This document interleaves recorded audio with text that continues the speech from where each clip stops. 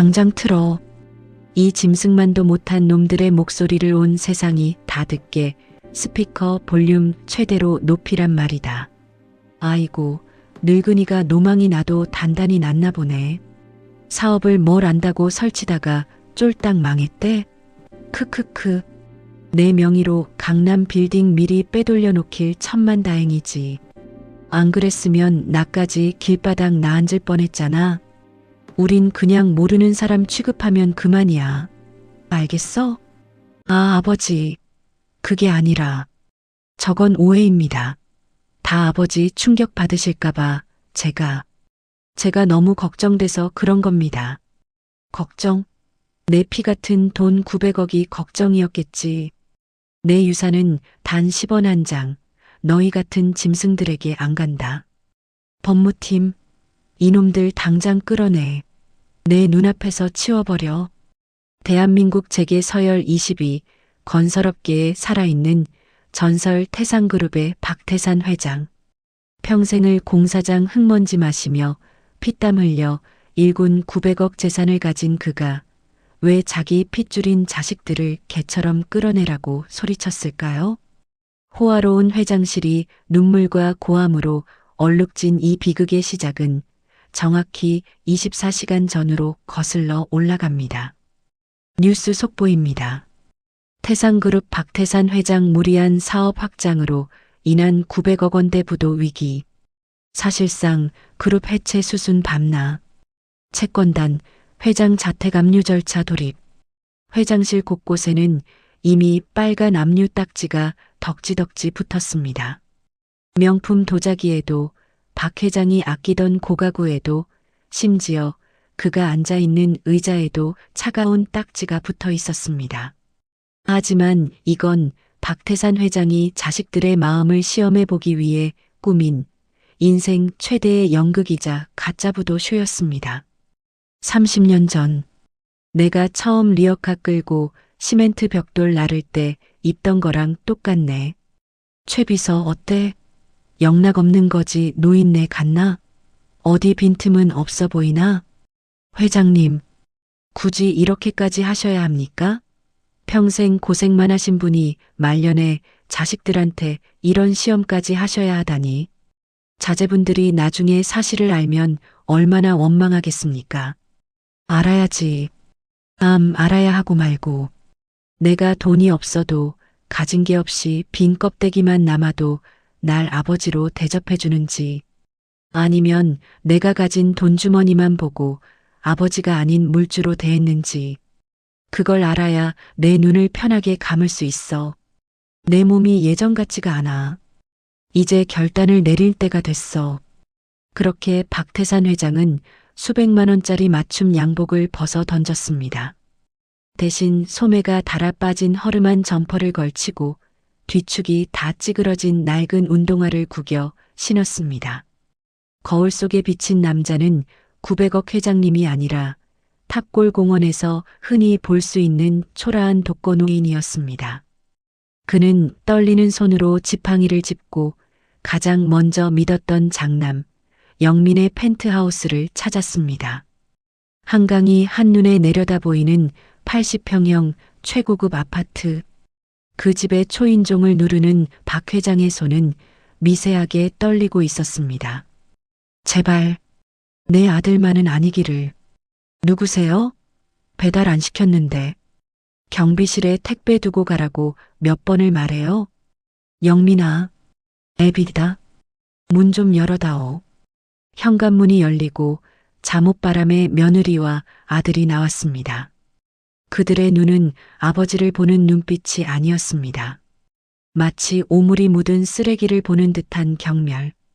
그것이 첫 번째 반응이었습니다. 여보, 아버님 아니에요? 뉴스 보니까 완전 알거지 됐다던데. 설마 우리 집으로 쳐들어오려는 거 아니야? 당신 뉴스 봤지? 빚쟁이들이 떼거지로 몰려온대. 쉿, 조용히 해. 없는 척해. 문 열어주지 마. 영민아, 아가야. 아빠가 갈 곳이 없어서 그래. 빚쟁이들이 들이닥쳐서 신발도 못 신고 도망 나왔다. 배가 너무 고프구나. 따뜻한 밥 한 끼만. 아니, 찬물 한 잔만 다오. 응? 아, 진짜. 짜증나게 왜 이래. 경비실이죠? 여기 1501호인데요. 잡상인이 와서 행패를 부리네요. 냄새나니까 빨리 좀 와서 치워주세요. 아, 그리고 아버지. 아버지라고 부르기도 싫네. 우리 재산까지 다 압류당하게 생겼는데 어딜 기어와요? 영민아, 내가 사는 이 집 내가 해준 거 아니냐? 내가 내 사업 자금 대준 게 얼만데 어떻게 애비한테 이럴 수가 있어? 누가 해달랬어요? 자기가 좋아서 해줘 놓고 이제 와서 유세는. 우린 모르는 사이니까 다시는 찾아오지 마쇼. 내 아이들 교육이 안 좋으니까 당장 꺼지라고요. 쾅! 육중한 철문이 닫히는 소리가 박 회장의 가슴을 쳤습니다. 평생을 바쳐 키운 아들이 돈이 없어진 아버지를 냄새나는 잡상인 취급하며 내쫓은 겁니다. 다리에 힘이 풀린 박태산 회장은 차가운 복도 대리석 바닥에 주저앉고 말았습니다. 그래. 아들은 며느리 눈치가 보여서 그랬을 수도 있다. 그래. 내 딸 지연이는 다르겠지. 그 아이는 어릴 때부터 정이 많았으니까. 갈 곳 잃은 박태산 회장의 발걸음은 둘째 딸 지연의 집으로 향했습니다. 지푸라기라도 잡는 심정으로 식은 땀을 흘리며 배를 눌렀습니다. 집안에서는 왁자지껄한 웃음소리와 음악소리가 흘러나오고 있었습니다. 파티 중인 모양이었습니다. 아, 누구세요? 퀵 배달은 문 앞에 두고 가라니까. 엥? 할아버지? 지연아? 애비다. 연락도 못하고 와서 미안하다만. 내가 지금 사정이 너무 배가 고프고 춥구나. 음악 소리가 뚝 끊겼습니다. 화려한 드레스를 입은 딸 지연이 얼굴을 찌푸리며 현관으로 나왔습니다. 그녀의 뒤로는 명품으로 휘감은 친구들이 호기심 어린 눈으로 쳐다보고 있었습니다. 아, 아버지, 진짜 뉴스 뜬 게 사실이었어? 진짜 쫄딱 망해서 거지가 된 거야? 아니, 망했으면 조용히 시골 가서 박혀 있을 것이지. 왜 하필 오늘 와? 그래, 미안하다. 당장 갈 곳이 없구나. 며칠만, 딱 며칠만 좀 신세지자. 몸만 좀 녹이고 나갈게. 어머, 지연아. 저 노숙자분은 누구셔? 너 아는 사람이야? 친구의 질문에 지연의 눈동자가 흔들렸습니다. 잠시의 망설임도 없이 그녀는 잔인한 말을 내뱉었습니다. 아니, 몰라. 모르는 할아버지야. 아우, 냄새나. 경비 아저씨는 뭐 하는 거야? 이런 노숙자가 단지에 돌아다니게 놔두고 관리비가 얼만데 보안이 이따위야? 지연아, 너 지금 뭐라고? 내가 내 애비다. 박태산이야. 노망 났어? 내 친구들 다 와 있는데 그 거지 같은 꼴로 아빠라고 나서게. 내 얼굴에 먹칠할 일 있어? 나 청담동 사모님 모임 회장이야. 어디 가서 내 이름 팔지 말고 당장 꺼져. 자, 있다. 이걸로 국밥이나 사 먹고 다신 얼씬거리지 마.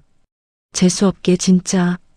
지연은 지갑에서 5만 원짜리 지폐 한 장을 꺼내 박 회장의 얼굴에 던졌습니다. 팔락거리며 떨어지는 돈.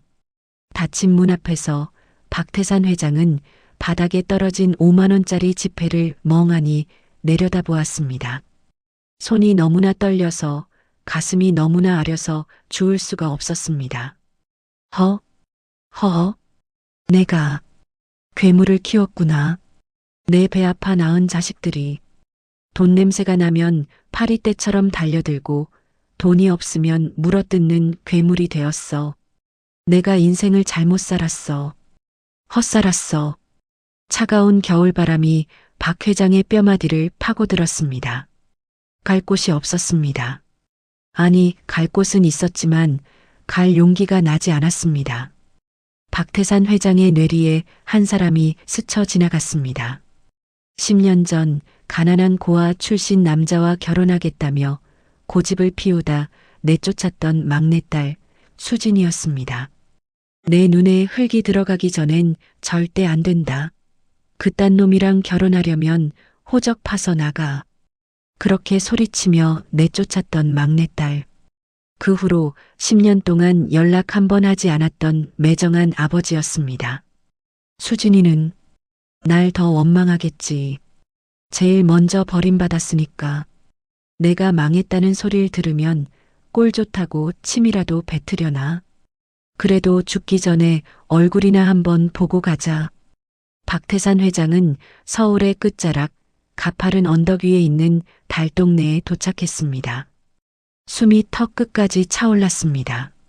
낡은 대문, 금간 담벼락, 반지하 방 창문 너머로 10년 만에 보는 막내딸 수진이 앉아 있었습니다. 그런데 딸은 혼자가 아니었습니다. 지훈아, 미안해. 보일러를 켰는데도 방이 안 따뜻해지네. 기름이 다 떨어졌나 봐. 엄마가 꼭 안아줄게. 좀만 참아. 오늘만 이렇게 자고 내일 엄마가 돈 벌어 올게. 딸은 훌쩍 커서 아이의 엄마가 되어 있었습니다. 하지만 남편은 보이지 않았고 딸의 얼굴은 고생에 찌들어 앙상했습니다. 손자 녀석은 추위에 떨며 엄마 품을 파고들고 있었습니다. 박태산 회장은 차마 문을 두드릴 수 없었습니다. 죄책감이 쓰나미처럼 밀려왔습니다. 내가 무슨 짓을 한 건가. 자식들 호의호식 시킬 때 내 막내딸은 저 냉골 바닥에서 떨고 있었구나. 그냥 여기서 죽자. 아무도 모르는 곳에서 조용히 사라지자. 그게 저 아이를 도와주는 길이다. 그렇게 눈물을 훔치며 힘없이 발길을 돌리려던 찰나였습니다. 기익. 녹슨 대문이 열리는 소리가 났습니다. 거기 누구세요? 아빠. 거기 가는 거 아빠 맞지? 아빠. 절규에 가까운 딸의 외침이 새벽 골목길을 찢어놓았습니다. 박태산 회장의 발이 본드에 붙은 듯 바닥에 딱 붙어버리고 말았습니다. 도망칠 수도 뒤를 돌아볼 수도 없었습니다. 아빠. 흑흑. 아빠 왜 그냥 가? 뉴스 봤어. 아빠 부도 났다며. 다 들었어. 수진아. 나는 너를 볼 면목이 없다. 무슨 소리야? 아빠, 이리 와. 얼른 들어와. 밖이 얼마나 추운데 이러고 있어. 수진은 아버지를 억지로 끌고 방으로 들어갔습니다. 퀴퀴한 곰팡이 냄새가 났지만 그곳엔 사람의 온기가 있었습니다. 아빠 밥부터 먹어. 내가 김치찌개 끓였어. 고기 반찬은 없지만 따뜻할 때 어서 들어. 식기 전에 얼른. 수진아, 내가 널 버렸는데 10년을 찾지도 않았는데 넌 내가 밉지도 않으냐? 원망스럽지도 않아? 미웠지. 사무치게 미웠지. 밤마다 울기도 했어. 남편 죽고 혼자 애 키울 때 아빠가 너무 미워서 죽고 싶었어. 근데 그래도 아빠잖아. 세상에 하나뿐인 내 아빠잖아. 아빠가 아무리 돈이 많건 적건 나한테는 그냥 아빠야. 남편이 죽었니? 네. 3년 전에 사고로요. 아빠 괜찮아. 내가 있잖아. 나 이제 돈 벌어. 식당 설거지도 하고 인형 눈도 붙이고 닥치는 대로 해서 우리 셋이서 어떻게든 살 수 있어. 내가 아빠 굶게는 안 해. 900억을 줘도 못 들었던 내가 있잖아라는 말. 그 따뜻한 말 한마디에 박태산 회장은 숟가락을 내려놓고 고개를 떨궜습니다. 억눌러왔던 울음이 터져나왔습니다. 꺼이꺼이. 차가운 밥상 위로 아버지의 뜨거운 눈물이 뚝뚝 떨어졌습니다. 새벽 4시 잠 못 든 박태산이 딸에게 짐이 되기 싫어 몰래 떠나려는데 어느새 깬 수진이 대문 앞을 막아섰습니다. 아빠 어디가? 또 도망가게. 이거 받아. 수진이 내민 것은 꼬깃꼬깃한 낡은 봉투였습니다. 이거 남편 사망 보험금 남은 거랑 지훈이 학교 가면 이사 가려고 모은 내 전 재산이야. 얼마 안 돼. 3천만 원 정도야. 아빠는 늙었잖아. 이제 밖에서 고생 못 하잖아. 제발, 제발 이 돈 가지고 찜질방이라도 가서 따뜻하게 자. 아니면 작은 방이라도 하나 구해. 내가 더 모아서 갈게. 응? 으허헝. 내가 애비도 아니다. 내가 짐승이다. 수진아, 미안하다. 아빠가 미안해. 한참을 울던 박태산이 골목을 빠져나왔습니다. 눈물은 말랐고 그의 눈빛은 180도 달라져 있었습니다. 그것은 사냥감을 노리는 맹수의 눈빛이었습니다. 골목 끝 큰 길가에는 검은색 최고급 리무진이 대기하고 있었습니다. 회장님, 밤새 어디 계셨습니까? 한참 찾았습니다. 건강은 괜찮으십니까? 내 폰 줘. 최 비서, 어제 내가 차고 나갔던 넥타이 핀. 그거 녹음기 켜져 있었지? 네, 회장님. 지시하신 대로 24시간 고성능 녹음 모드로 설정되어 있습니다. 클라우드에 실시간 전송되었습니다. 아니, 내가 가져간다. 그리고 법무팀장 당장 불러. 유언장 다시 쓴다. 한 글자도 빠짐없이 싹 다 고쳐. 박태산은 수진이 준 꼬깃꼬깃한 돈 봉투를 양복 안주머니, 심장과 가장 가까운 곳에 소중히 넣었습니다. 900억보다 더 무겁고 값진 3천만 원이었습니다. 들었나? 저놈들이 요양원에 날 처박겠단다. 회장님, 저런 페리나들을 가만두실 겁니까? 아니, 가만 안 두지. 지옥이 뭔지 보여줄 거다. 진짜 돈의 맛이 뭔지, 땡전 한 푼 없는 추위가 얼마나 뼈실인지 뼛속까지 새겨줄 거다. 준비해. 1시간 뒤 긴급 임원회의에 소집한다. 영민아, 지연아, 오늘이 너희들 제삿날이다. 태상그룹 대회의실. 자식들은 아버지가 없는 틈을 타 회사를 장악할 꿈에 부풀어 있었습니다. 오빠, 아버지 요양원은 알아봤어?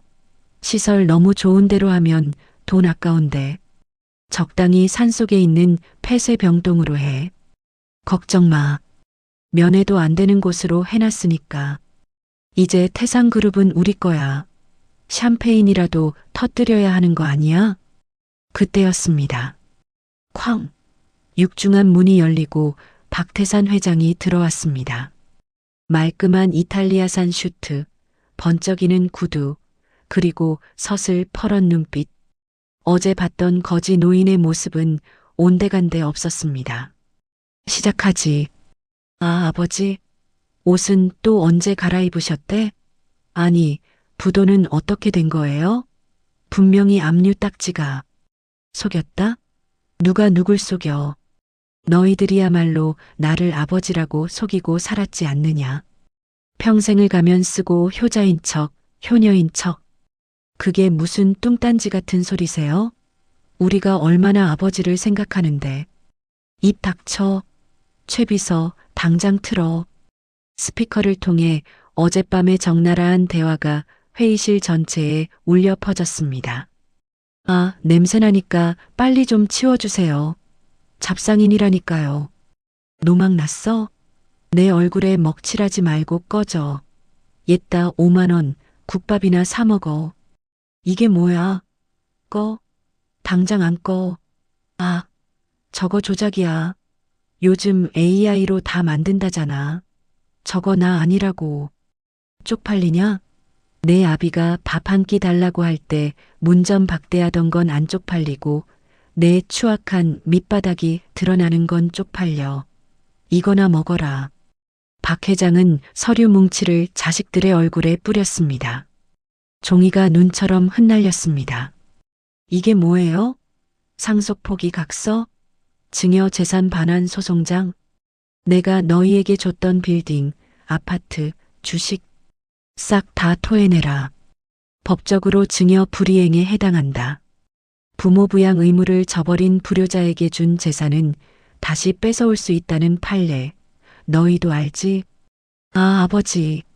잘못했습니다. 제가 잠시 미쳤었나 봅니다. 한 번만, 딱 한 번만 용서해 주세요. 저 빈털털이 되면 죽습니다. 카드값만 한 달에 5천만 원이에요. 사랑? 돈 냄새 날 때만 사랑이지. 썩은 내가 나면 버리는 게 너희식 사랑이고, 늦었다. 너희는 이제 내 자식이 아니다. 내 호적에서 파내버릴 테니 그리 알아라. 이 노인네가 진짜 노망이 나도 단단히 났네. 유류분 청구 소송할 거야. 내가 가만히 있을 줄 알아. 우리가 호락호락하게 당할 것 같아. 그래 해라. 하지만 그 전에 너희가 페이퍼 컴퍼니 만들어서 횡령한 회사 자금 200억, 비자금 조성한 증거 이미 검찰 특수부에 다 넘어갔다. 지금쯤 엘리베이터 타고 올라오고 있겠구나. 뭐라고요? 검찰? 아버지, 자식 감옥 보낼 셈이에요? 그때 회의실 문이 열리고 검은 양복을 입은 수사관들이 들이닥쳤습니다. 김영민 씨, 김지연 씨, 특정경제범죄 가중처벌법 위반 및 횡령, 배임 혐의로 체포합니다. 아, 아니야. 이거 나. 아버지, 살려주세요. 제가 잘못했어요. 짐승은 몽둥이가 약이지. 끌고 가. 비명과 함께 자식들이 끌려나갔습니다. 지옥 같았던 회의실을 뒤로하고 박태산 회장은 곧장 막내딸 수진의 집으로 달려갔습니다. 최고급 리무진이 달동네 좁은 골목을 비집고 들어갔습니다. 수진아, 아빠 부도 안 났다. 우리 딸, 이제 고생 끝이다. 가자, 집으로. 아빠랑 같이 살자. 하지만 운명의 장난은 가혹했습니다. 너무나 큰 기쁨 탓이었을까요? 아니면 그동안 참아왔던 고통이 터진 걸까요?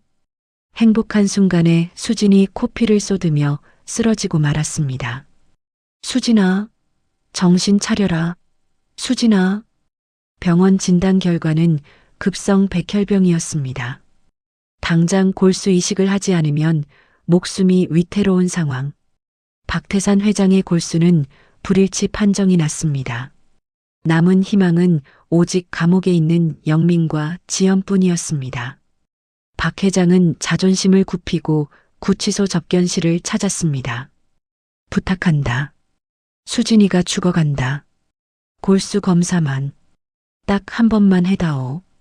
너희 동생 아니냐? 제발 부탁이다. 내 전 재산을 너희에게 다시 주마. 유리병 너머의 영민과 지연은 악마의 미소를 지었습니다. 이제 와서 아쉬운 소리 하시네. 좋아요.